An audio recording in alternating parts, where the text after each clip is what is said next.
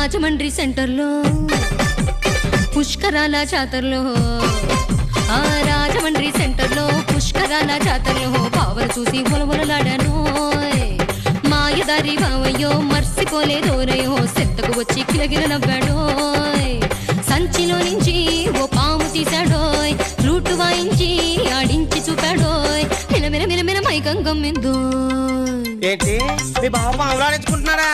మరి అయితే ఆ రోజు పాము చూసి ఎందుకు భయపడ్డాడు మళ్ళీ? నువ్వు మూసుకో. ఆ రోజు భయపడింది పాము చూసి కాదంటే మరి నిన్ను చూసా నీ అమ్మ పడవా. తర్వాత ఏమైందే? మళ్ళీ నాకు పాము